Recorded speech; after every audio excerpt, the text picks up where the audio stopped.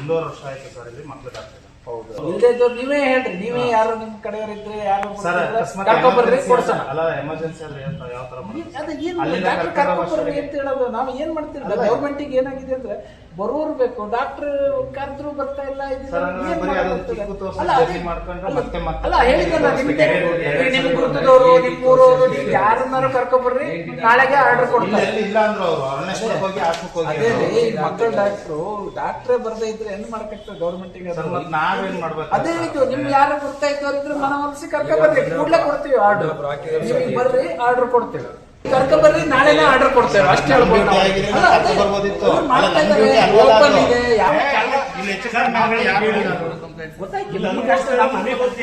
ನೀವು ಆ ರೀತಿ ಉತ್ತರ ಕೊಟ್ಟರೆ ಸರಿ.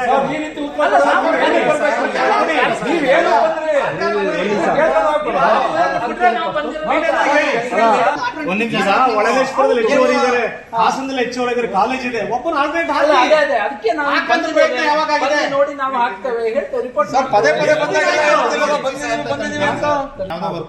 ಆಯ್ತಾ ಸರ್? ಒಂದ್ ಚಿಕ್ಕದೊಂದು ಟೆಸ್ಟ್ ಮಾಡ್ಬಿಟ್ಟು ಒಳ್ಳೆಶ್ವರಕ್ಕೆ ಟೆಸ್ಟ್ ಮಾಡಿಸ್ಕೊಂಡು ಮತ್ತೆ ಹಾಕಿಸ್ಕೊಳ್ಳಿ ಅಂತ ನೋಡ್ತಾ ಇದೀವಲ್ಲ. ಯಾವ ತರ ಇದು? ಒಂದ್ ನಿಮಿಷ, ಅವರು ಕೇಳಿದ್ಕೆ ನೀವು ಸಮಜಾಯಿನ ನೀಟಾಗಿ ಕೊಡ್ಬೇಕು, ಒಬ್ಬ ಕಾನೂನು ಬದ್ಧವಾಗಿ ಕೊಡ್ಬೇಕು. ನೀವು ಉಡಾಫೆ ಕೇಳ್ಕೊಳ್ಳಿ ಸರ್. ನೀವು ಸಾರ್ವಜನಿಕರನ್ನ ಕರ್ಕೊಂಡು ಬನ್ನಿ ಅಂದ್ರೆ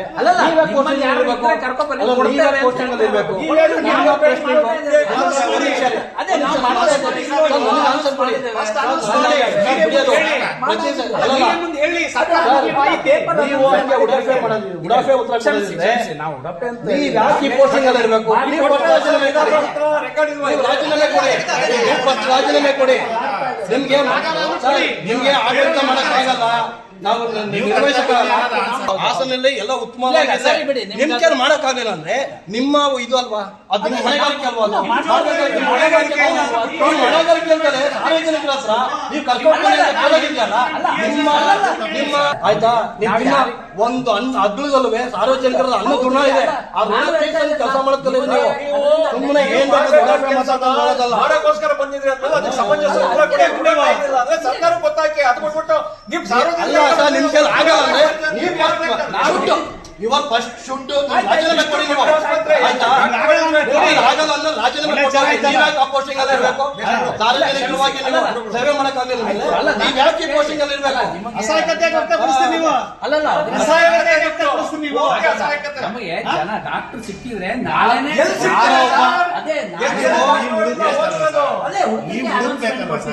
ಅದಕ್ಕೆ ನೀವು ಏನಂತ ಅನ್ಸಲ್ಲ? ಪ್ರಯತ್ನಕ್ಕೆ ಬರ್ತಾರೆ ಮೀಟಿಂಗ್ ರಕ್ಷಾ ಸಮಿತಿ ಯಾವ ಪ್ರಯತ್ನಕ್ಕೂ ಬರಲ್ಲ. ನಾವು ಪೋಷಣೆ ಬರೀತೀವಿ, ಹೋಯ್ತೀವಿ. ನಮ್ಮನ್ನು ಕರೀದಲೇ ಮಾಡ್ತಾರಂದ್ರೆ ಇಲ್ಲೇನೋ ಬೇರೆ ಆಂತರಿಕವಾಗಿ ಬೇರೆ ಇದೆ ಅಂತ ಅರ್ಥ ಅಲ್ವಾ? ಆಮೇಲೆ ಸರ್ ABRK ಬರೋ ಅನುದಾನ ಬಳಕೆ ಆಗ್ತಿದೆ ಅಷ್ಟೇ, ಆದ್ರೆ ಮೆಡಿಸಿನ್ಸ್ ಇರಲ್ಲ, ಮಾತ್ರೆಗಳಿರಲ್ಲ. ಏನ್ ಕಾರಣ? ಅದು 2 ಜನ ಲೇಡೀಸ್ ಡಾಕ್ಟರ್ ಬಂದ ಮೇಲೆ 2 ಜನ ಜೆಂಟ್ಸ್ ಡಾಕ್ಟರ್ ಬಂದ್ರು. ಅವರೆಲ್ಲ ಯಾಕೆ ಕಮ್ಯುನಿಕೇಶನ್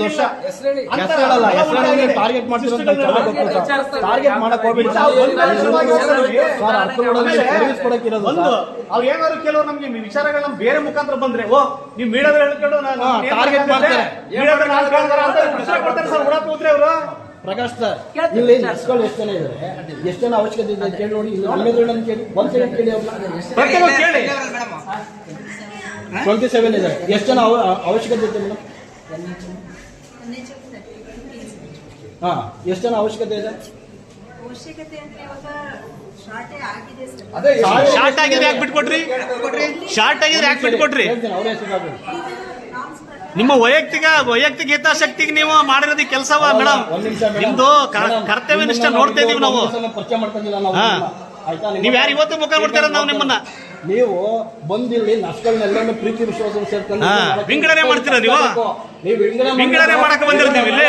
ಹಾಸ್ಪಿಟಲ್ ನಮ್ದು ಕಂಡ್ರಿ, ನಮ್ ತಾಲೂಕ್ದು. ನೀವ್ ಇರ್ತೀರಿ, ನಾಳಕ್ ಹೋಯ್ತೀರಿ.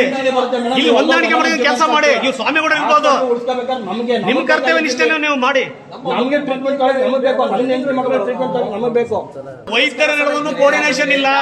ಕೆಲಸ ಮಾಡೋರು ಮಾಡ್ತಾ ಇರ್ತಾರೆ, ಕೆಲಸ ಮಾಡೋರು ಮಾಡ್ತಾ ಇರ್ತಾರೆ, ಮಾಡ್ತಾ ಇದ್ದಾರೆ ರಜಾ ಕೊಟ್ಟು ಕಳಿಸ್ತಾರೆ.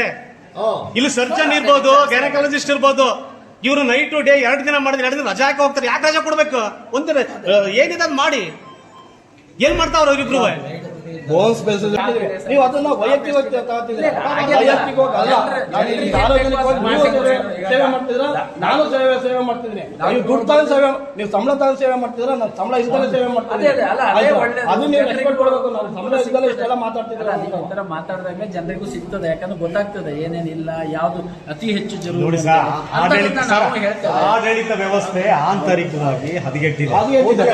ಇದು ವಾಸ್ತವ. ಇದು ಸರಿದೂಗವರೆಗೂ ಹಾಸ್ಪಿಟಲ್ ಸುಧಾರಣೆ ಆಗಲ್ಲ. ಇದು ಈ ನಿಟ್ಟಿನಲ್ಲಿ ನೀವು ಏನ್ ಕ್ರಮ ಕೈಗೊಳ್ತೀರಿ ಅದು ಹೇಳಿ. ಡ್ಯೂಟಿ ಮಾಡ್ತಾರೆ, ಅವ್ರು ಸಂಬಳ ತಗೊಂಡು ತಗೊಂಡು ಹೋಗ್ತಾರೆ. ಅದ್ರ ಮಧ್ಯದಲ್ಲಿ ಇವ್ರಿಗೆ ಯಾಕೆ ಸರ್ ತಾರತಮ್ಯ ಬೇಕಿಲ್ಲ. ಇವ್ರಿಗೆ ಯಾಕೆ